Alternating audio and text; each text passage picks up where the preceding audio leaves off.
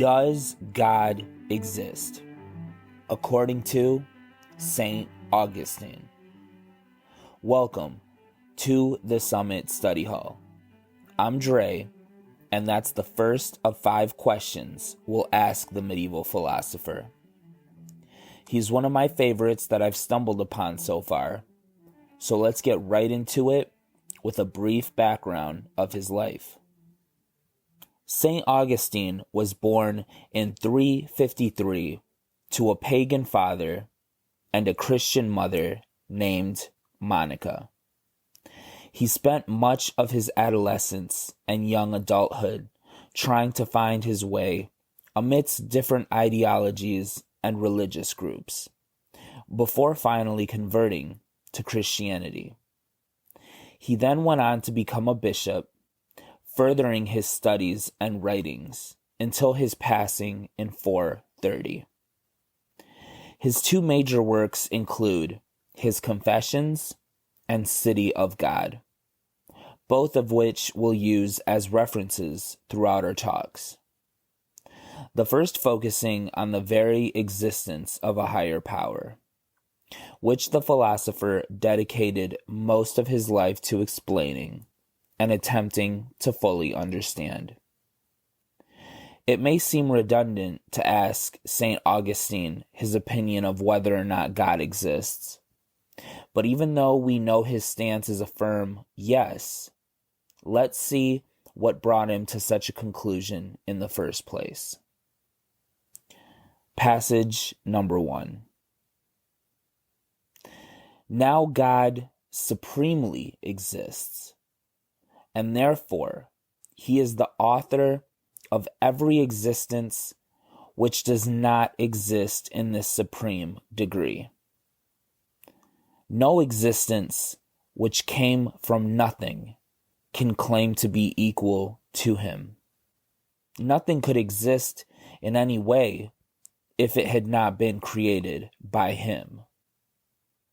City of God, Book 12, Chapter 5. We start this series with a pretty powerful quote.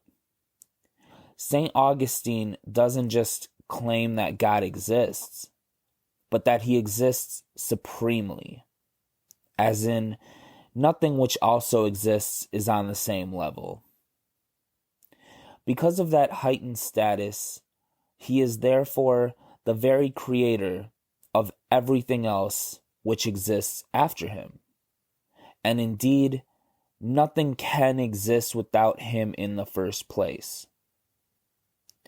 This brings about a very interesting question, however. That if nothing can exist without a creator, then what created God himself? Was his consciousness always existent within what we know as time? And did it just happen to spontaneously or intentionally create his essence at some point within some type of eternal timeline? Most believers seem to hold to the idea that nothing created the ultimate creator, and that just as he has no end, he has no beginning either. His divine nature always was, is, and forever will be, regardless of whether or not we can wrap our human minds around it. Passage number 2. Forms are of 2 kinds. There is one sort of form given externally to material substances. Potters, for instance, woodworkers, and craftsmen of that kind fashion and paint forms resembling the bodies of living creatures in the pursuit of their art. There is another kind of form which operates internally. This form supplies the efficient causes, and it derives from a secret and hidden decision of a living and intelligent nature, which, being itself uncreated, is responsible for the creation not only of the natural, physical forms, but also of the souls of living creatures. The first kind of form may be ascribed to the artist or craftsman concerned. The second belongs to God alone, who alone is artist, maker, and creator.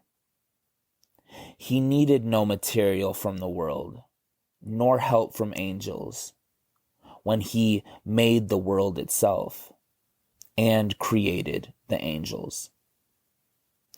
City of God, Book 12, Chapter 26. Here we have two examples of what an artist may look like. One being the earthly human artist recreating creation itself, which is created by the other type of artist, the artist, or God. Being itself uncreated also implies that God himself was just that, uncreated, which is something most, if not all, Christians would agree with and follows from our previous point. Another difference between the two types of artists is that we, as mere humans, need certain materials to work with in order to create certain pieces of art. Paint, clay, instruments, etc. For God, however, he needed or needs no initial material to create. He simply spoke light into existence, and it came bursting through at an incredible speed. He can make something from absolutely nothing. And that's where much of today's ongoing debate concerning our universe's creation comes from. What occurred in the split second before the Big Bang? How did the first domino fall, setting off a nearly infinite chain of causes and effects, which continue to ripple through to this very moment? Believers, such as St. Augustine, point to the Bible and claim it was God, then and today, which makes all things possible. And that'll do it for tonight's installment. I'm excited to be studying such an influential figure as St. Augustine, and hope that the rest of his talks get us thinking as this one hopefully did. Tomorrow we'll explore his opinions on the ever-intriguing question of fate versus free will. Until then, my prayers are for God to bless us all. Indeed. Take care. Fate or free will, according to St. Augustine. Welcome to the Summit Study Hall. I'm Dre, and that's the topic of tonight's intriguing talk. We're revisiting this question again, as is the main structure of this and a couple of the next few seasons as well, because it flows so nicely from our first one, which is whether or not God exists. If God does exist, which is something St. Augustine absolutely believes in and makes a strong case for, then we may ask, do we live our lives according to fate or free will? This is where things get a little muddled and our vision may become a bit fogged up.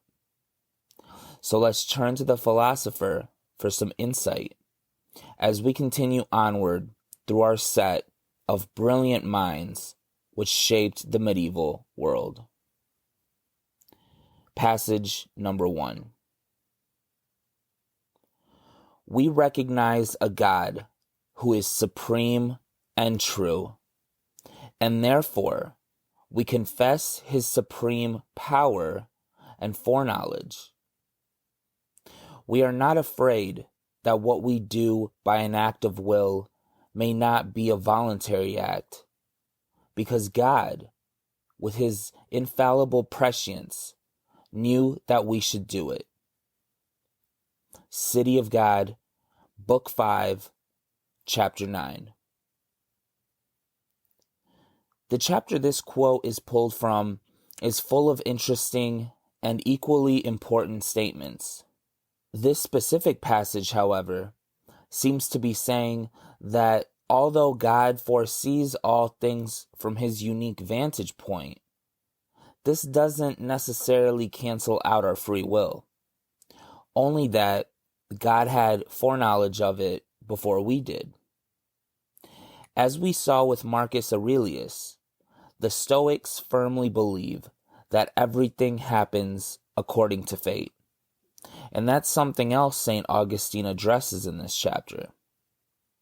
But to use just the passage above and stick to its implications solely, we can assume it's also stating that whether we are governed by fate or free will, we'll continue living our lives with the knowledge that everything indeed happens for our spiritual benefit and that all things work together for our good.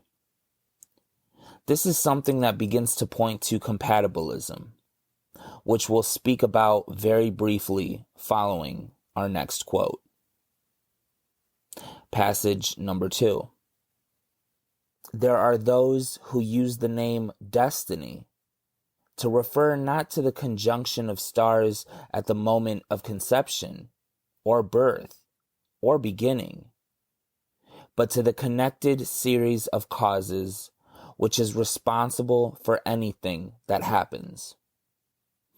For in fact, they ascribe this orderly series, this chain of causes, to the will and power of the Supreme God, who is believed, most rightly and truly, to know all things before they happen, and who leaves nothing unordered. From him come all powers, but not all wills. City of God, Book 5, Chapter 8. Though this chapter comes before our first passage, it follows from its previous point that although God does know everything which happens beforehand, not everything which happens is according to his perfect will. Because he even allows us to go against his will in the first place, shows that we are indeed given our free wills to live life out the way we choose. Take, for instance, the example of the hot stovetop. As a parent, we'd say to our child, "Don't touch that. It'll burn you."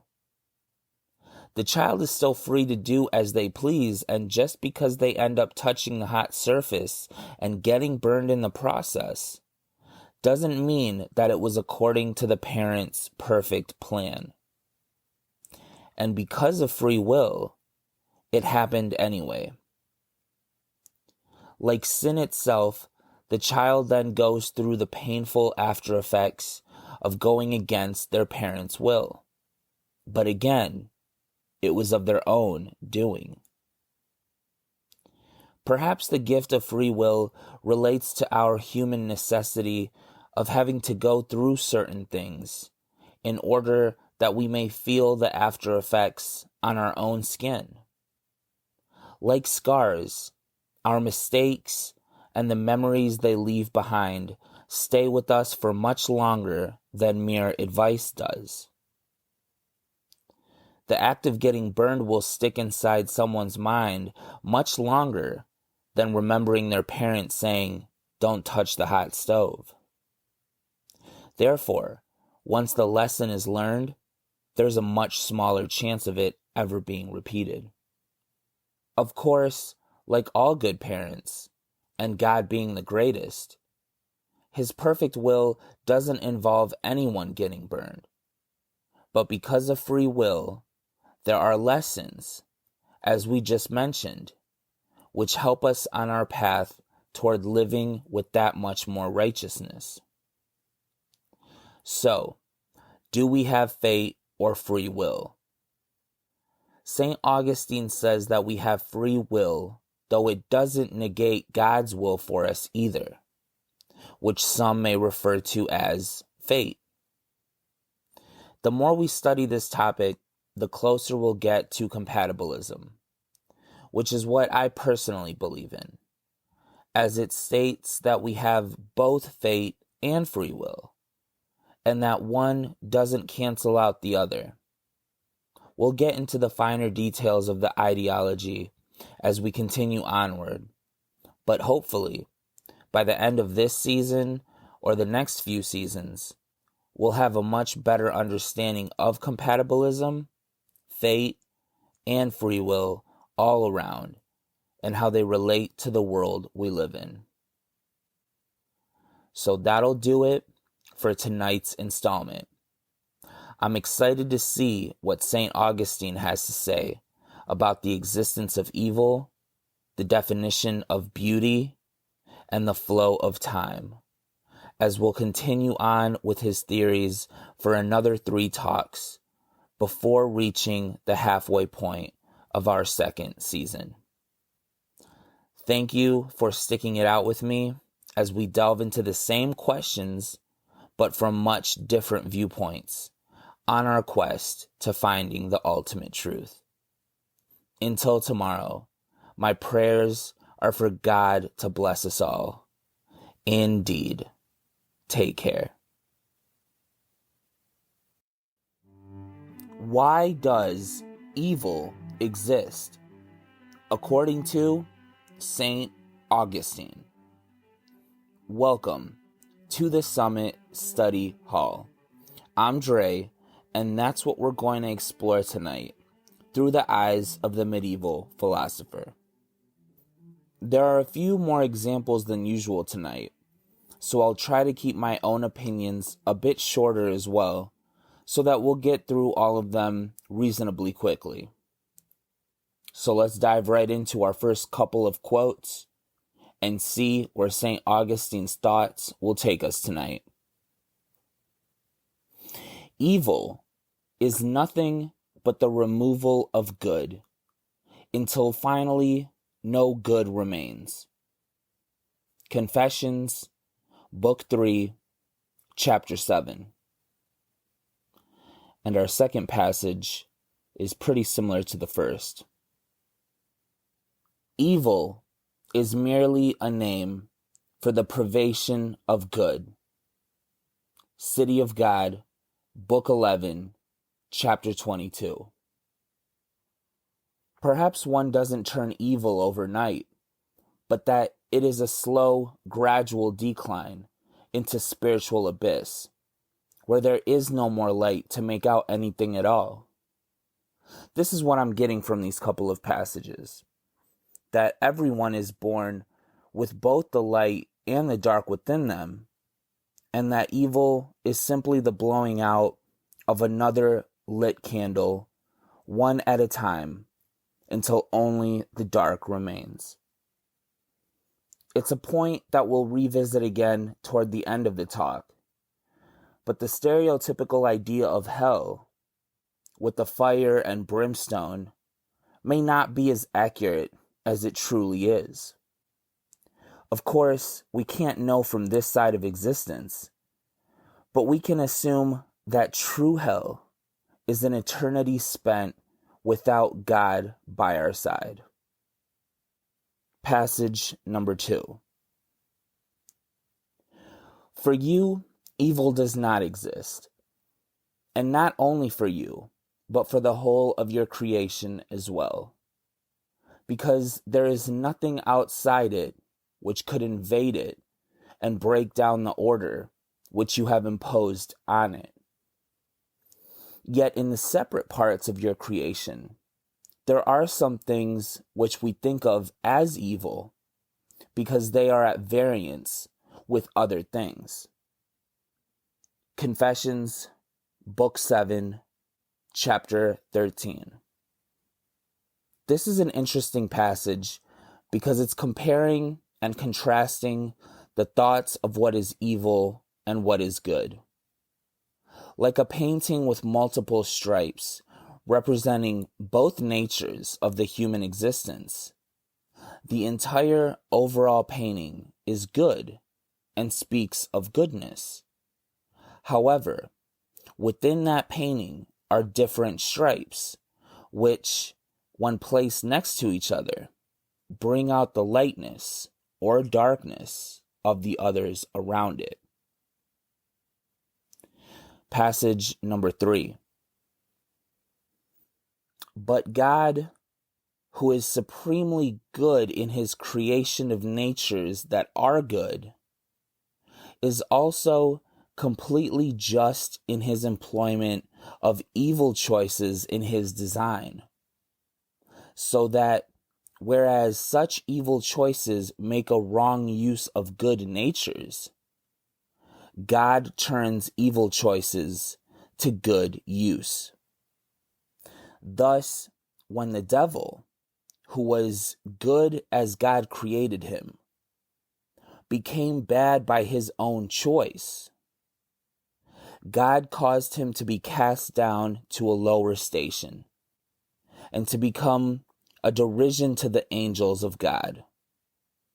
And this means that the devil's temptations prove to be for the benefit of God's saints, though the devil longs to injure them thereby.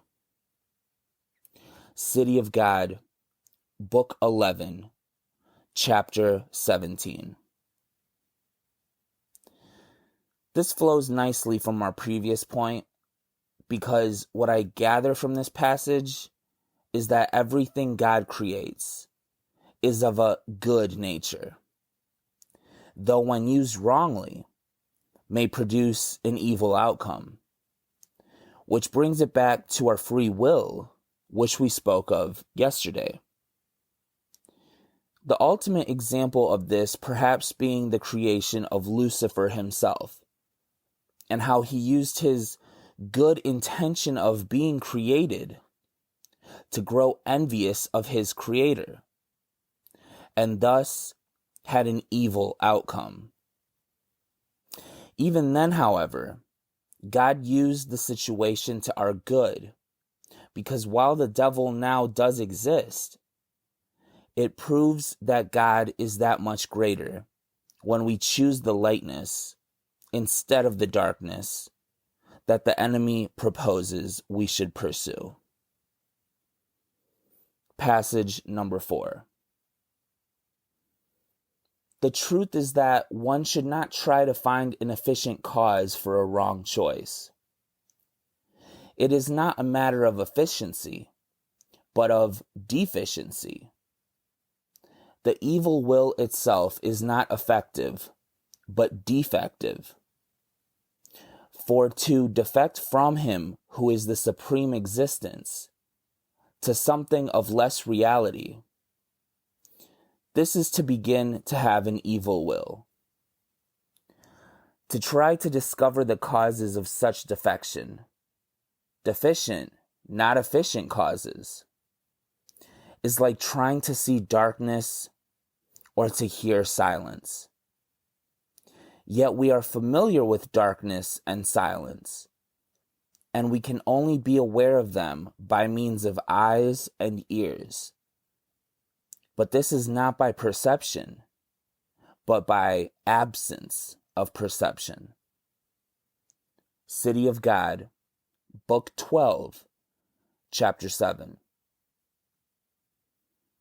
This comes off as a poetic example to me when St. Augustine relates the absence of the supreme existence, i.e. God, to that of trying to see darkness or hear silence. There is no more good present when we pull away from our intended purposes to do good, and so only evil remains to bring it back to the original point of tonight's talk.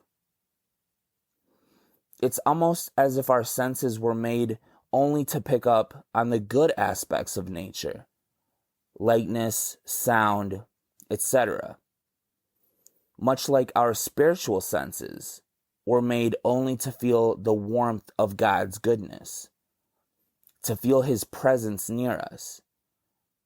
But through the absence, we can feel nothing at all, because our spiritual selves were created to interact with their Creator.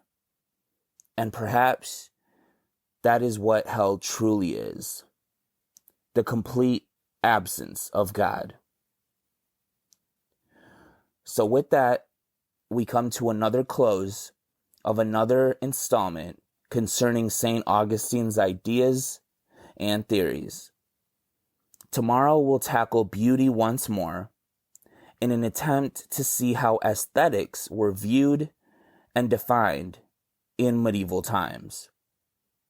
I just want to thank everyone again for your continued support. It's so appreciated, and that goes to everyone from France to Nigeria to America and anywhere else this may reach listeners one day. Just know that my prayers, like always, are for God to bless us all. Indeed. Take care. What is beauty, according to St. Augustine?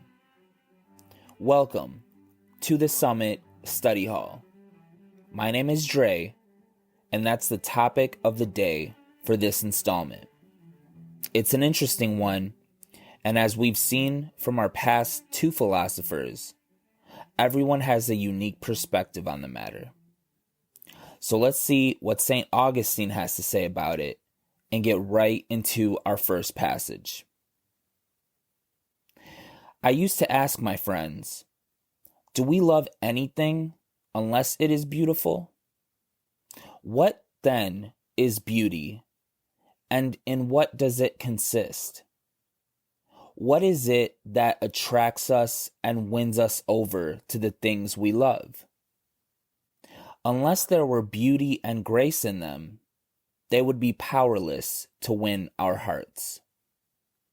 Confessions, Book 4, Chapter 13. This quote makes me think of all my favorite movies, songs, books, etc. And I realize that even if those pieces of art aren't considered universally beautiful, they're beautiful to me. But then St. Augustine asks, what makes them beautiful? To that, I'd have to refer back to why I love Inception in the first place, or Sinatra, or Madame Bovary. And I see that it's because I've made a personal attachment to the piece of artwork in question. I've either made beautiful memories around them, which in turn make them seem beautiful themselves, or I related to them in a way that I wasn't able to with others. This then makes us think of which is more important, the piece of art itself or the connection the audience has made with it. Like we mentioned in our last talk on beauty, from Marcus Aurelius's point of view, beautiful things are beautiful regardless of praise or criticism. But perhaps St. Augustine takes it one step further and asks what makes them beautiful to begin with. Our appreciation of them, our love for them, or the memories or connections we've made with them? All of these questions are valid and ones we should think through. Passage number 2. For beauty does not depend on mere size, but on the symmetry and proportion of the component parts. City of God, Book 11, Chapter 22. Let's take the biggest thing we can think of and hold it under the microscope of this theory, such as the universe itself. Nothing in our realm is bigger than that. When we can examine the entire thing as a whole, it is unimaginably beautiful, not just for its scope, but its individual parts, its galaxies, stars, and planets, its varied atmospheres and environments. But let's take it one step further and look at this through a spiritual lens as well. When we can see the light and the dark coexisting and intertwining around people's lives and eventual destinies, we can begin seeing the balance and harmony of our universe, and nothing is more beautiful than that. But this also relates back to our discussion from yesterday as to why evil exists and that God doesn't make anything evil from his point of view. Though from our own, we may consider certain things evil or dark because we compare and contrast them to other things which hold more light. So then the darkness existing doesn't make our universe beautiful, but its relationship to the light and the overall lightness of our world is what makes everything beautiful within it. Passage number 3. Then there is the beauty and utility of the natural creation, which the divine generosity has bestowed on man, for him to behold and to take into use. How could any description do justice to all these blessings? The manifold diversity of beauty in sky and earth and sea, the abundance of light and its miraculous loveliness in sun and moon and stars, the dark shades of woods, the color and fragrance of flowers. Then there is the mighty spectacle of the sea itself, putting on its changing colors like different garments, now green, with all the many varied shades, now purple, now blue. City of God, Book 22, Chapter 24. This truly is St. Augustine reminding us that beauty is indeed everywhere. We can see it in the smallest of seeds to the grandest of planets if we just look at them with the right set of eyes. The ultimate artwork, as we proposed with Marcus Aurelius, is nature itself, and I would think that St. Augustine would agree. So what is beauty? According to St. Augustine, I would say that it's anything which has some type of grace, an emotional connection attached to it, and abundant spiritual symmetry, which comes from it being created by God himself. We can then say that we are also filled with beauty as humans, on top of nature and the universe and everything else which goes with our reality. Our lives are ultimately the most beautiful and poetic example of art in existence. So that's it for tonight's installment. We have one more question to pose St. Augustine before moving on to the tragic story of Boethius and his own writings. Until tomorrow, my prayers are for God to bless us all. Indeed, take care. How does time move? According to St. Augustine. Welcome to the Summit Study Hall. I'm Dre, And that's our final question for the medieval bishop before moving on to Boethius tomorrow night. We've investigated this question through two different philosophers' views now, and both Plato and Marcus Aurelius put much importance on the present moment. Let's see how St. Augustine stacks up to the others with our very first passage. How do prophets see the future, if there is not yet a future to be seen? It is impossible to see what does not exist. In the same way, people who describe the past could not describe it correctly unless they saw it in their minds. And if the past did not exist, it would be impossible for them to see it at all. Therefore, both the past and the future do exist. Confessions, Book 11, Chapter 17.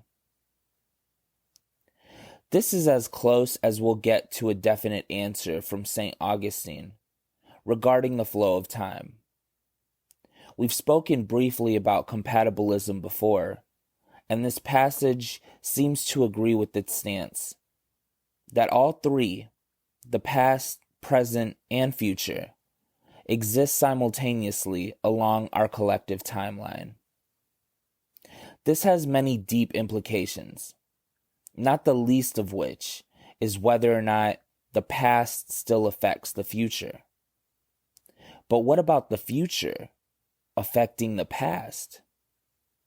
Surely, if everything is interconnected somehow, in some way, perhaps decisions we have yet to make tomorrow have already affected those which we've made yesterday.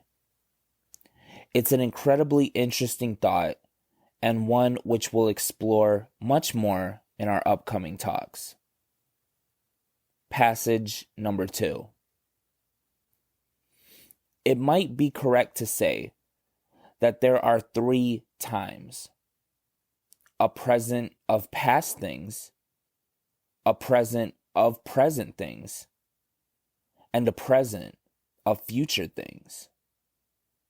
Some such different times do exist in the mind, but nowhere else that I can see. The present of past things is the memory.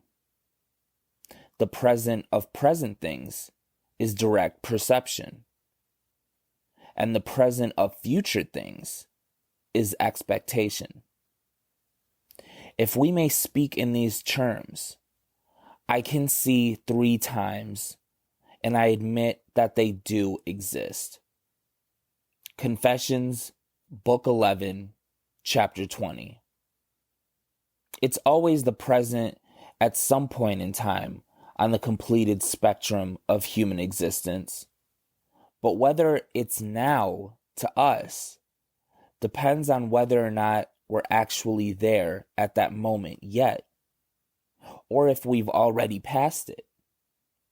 We'll all experience any given moment of time, assuming we're here in this realm for it, but one person's future may be another person's past.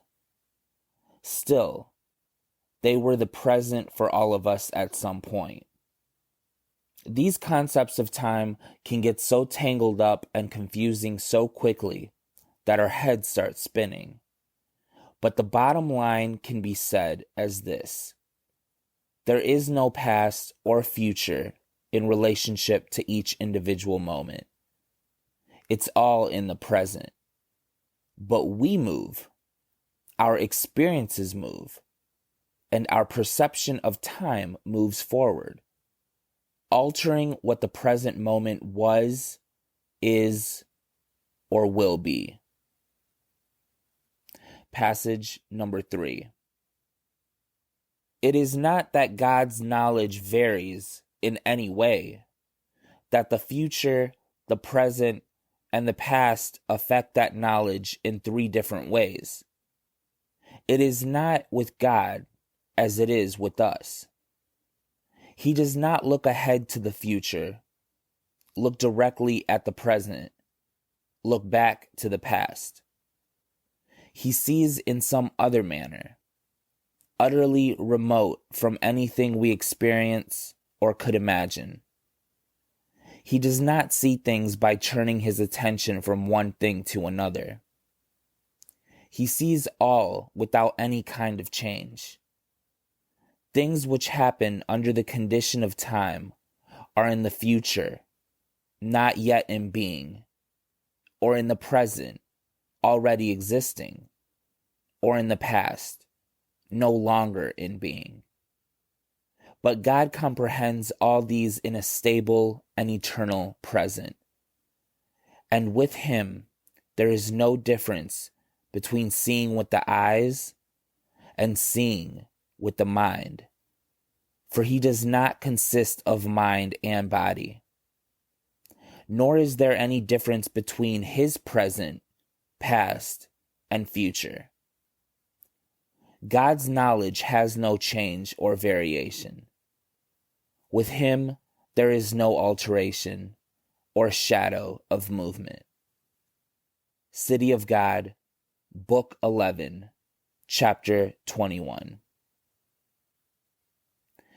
This flows directly from our previous point and is put nicer and clearer than anything I could say myself. God quite literally exists outside of time, allowing him to witness all events simultaneously, no matter how small or big, no matter how seemingly insignificant or consequential. If he exists and is present throughout all of time, then God already knows what the future, from our perspectives, will bring. So then, what about prayer? Does it, in fact, affect God's decision at all? I believe that it does. Like we've mentioned before, the destination doesn't change, only the route. Prayer may be directly related to how easy or hard that route is for us, spiritually, emotionally, etc. At the end of the day, we can say that time doesn't move, but is happening all at the same instance. Plato and Socrates are still discussing aesthetics in a room somewhere. We're speaking of them thousands of years later through these talks. And some type of World War III is taking place even later from our perspective, all at once throughout the course of our world. And God is seeing it all happening at once, like a massively powerful and multi-layered painting with different dimensions representing time, causality, and God's ultimate will. It's alive just as our present is. So with that, we end another set of questions with another philosopher as we come to the midway point of our second season. I'm incredibly thankful that you've stuck it out with me through these seemingly similar topics, but within those same questions are huge differences depending on who we ask. We'll continue on as we tackle Boethius and his Consolation of Philosophy writings tomorrow, as we take these 5 questions back to square one and start again. Until then, my prayers are for God to bless us all. Indeed. Take care.